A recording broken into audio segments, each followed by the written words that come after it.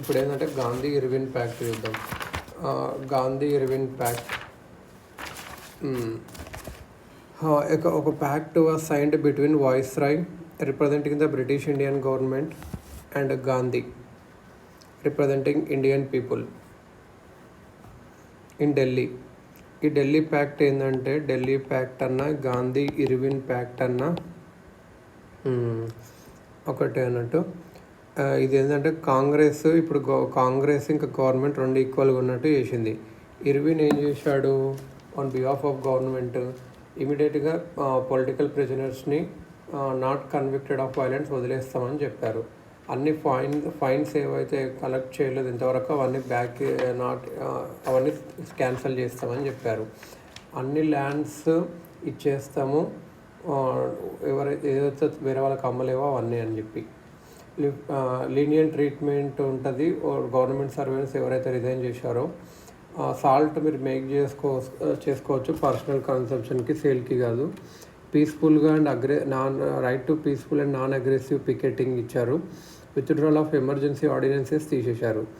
Viceroy రెండు కండిషన్స్ని వద్దన్నాడు. Public enquiry into police excesses, పోలీసులు అప్పుడు ఎక్సర్సైజ్ చేశారు కదా, అది ఎంక్వైరీ అంటే అది వద్దన్నాడు. ఇంకోటి భగత్ సింగ్ని వదిలేయాలి వాళ్ళకి కావాలంటే అది డినే చేశాడు ఇర్విన్.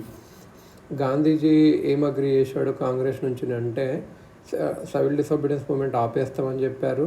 నెక్స్ట్ రౌండ్ టేబుల్ కాన్ఫరెన్స్లో పార్టిసిపేట్ చేస్తాము. The constitutional question around the 3 lines, pins of federation, Indian responsibility and reservations and safeguard that may be necessary in India's interest. ఏవి around the 3 line pins round table కాన్ఫరెన్స్లో participate చేస్తా అని చెప్పాడు. Pins of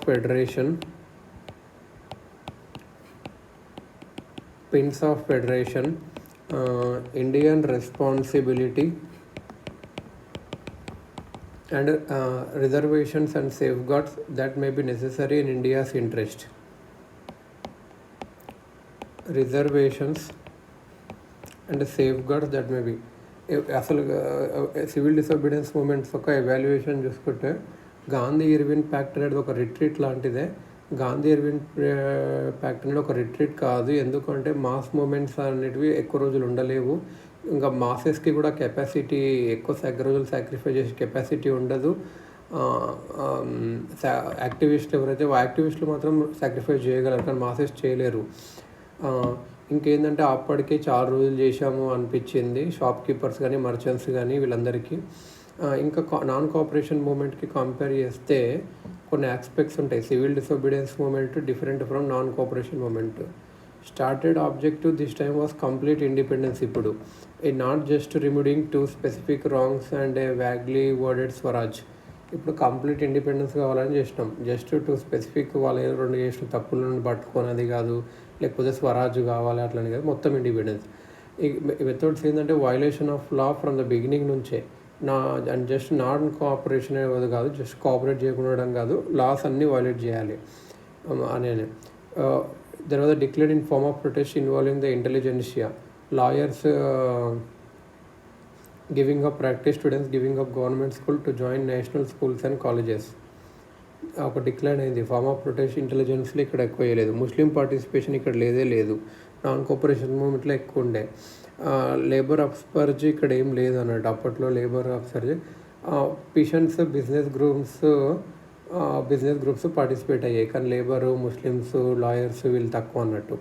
Congress అనేది ఇప్పుడు స్ట్రాంగ్గా ఉంది ఆర్గనైజేషన్లో. Number of those imprisoned was about 3 times more than non cooperation. ఇది అన్నట్టు.